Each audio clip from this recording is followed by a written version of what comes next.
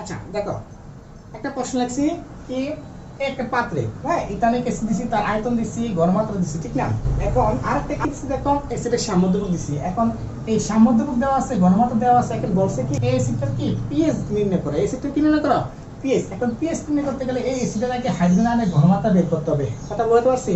এখন আমরা যদি এখানে কি জিনিসটা করার চেষ্টা করি, যে দেওয়া আছে কি একটু খেয়াল করো, হ্যাঁ সিএস কত, 3 ডাবল কত, এইচ, এটা কি এটার ঘনমাত্রা দেওয়া আছে কত, এটার ঘনমাত্রা মোলার ঘনমাত্রা, ঠিক না?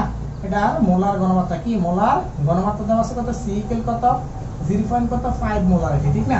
আবার কি CH3 কি সি ডাবল হইছে, এত কিছু লেখার দরকার নেই। আবার দেওয়া আছে কি কে ইকুয়াল কত 1.8 ইনটু কত 10 ইনভার্স কত 5।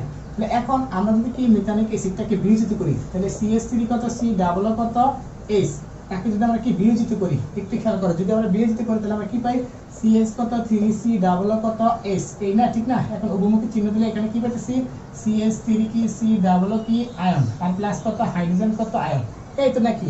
এখন প্রাথমিক অবস্থায় একটু খেয়াল করো, এটার কি ঘনমাত্রা কত, সি মোল, এটা কত শূন্য, এটা কত শূন্য।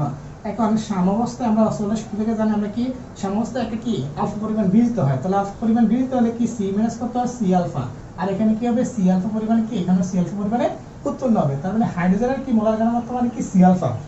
এখন হাইড্রোজেনের মোলার ঘনমাত্রা না নির্ণয় করতে পারলে আমরা পিএইচ নির্ণয় করতে পারবো না, কারণ পিএইচ নির্ণয় করার সূত্র হচ্ছে মাইনাস লগ অফ কত হাইড্রোজেন আয়নের কি মোলার ঘনমাত্রা। এখন হাইড্রোজেন আয়নের মোলার ঘনমাত্রা বের করতে গেলে আমার সি আলফা লাগবে। এখন সি আলফা বের করতে গেলে সি তো দেওয়া আছে, আলফা মান আমার জানা নাই, তাহলে আলফা মানটা আমার বের করতে হবে। এখন আলফা মানটা বের করার কি আমার যে সিস্টেমটা, আমরা আলফা মানটা মূলত আমরা কি ভরক্রিয়া সূত্র থেকে আমরা কি নির্ণয় করতে পারি। এখন দেখো আলফা নির্ণয় করার আমরা সূত্র একটা জানি, আলফা ইকুয়াল কত রুট ওভার কত কে এ বাই কত সি, এই একটা সূত্র জানি আমরা। এখন রুট ওভার কত কে এর মান, এখানে কি কে এর মান আমার জানা আছে কত 1.8 ইনটু কত 10 ইনভার্স কত 5, আর সি এর মান 0.5। এখন ক্যালকুলেশন করলে এখানে আলফার একটা মান বের হবে, অবশ্যই আলফার একটা মান বের হবে। এখন এই আলফা মানের সাহায্যে আমি কি হাইড্রোজেন আয়নের কি মোলার ঘনমাত্রা বের করব। এখন হাইড্রোজেন কি আয়নের কি যদি আমরা মোলার ঘনমাত্রাটা বের করি, মোলার ঘনমাত্রা, ঠিক না? ঘনমাত্রা বের করি, তাহলে থার্ড ব্র্যাকেট অফ কি হাইড্রোজেন আয়ন, হ্যাঁ ইকুয়াল কত থার্ড ব্র্যাকেট অফ কি হাইড্রোজেন আয়ন ইকুয়াল কত সি আলফা।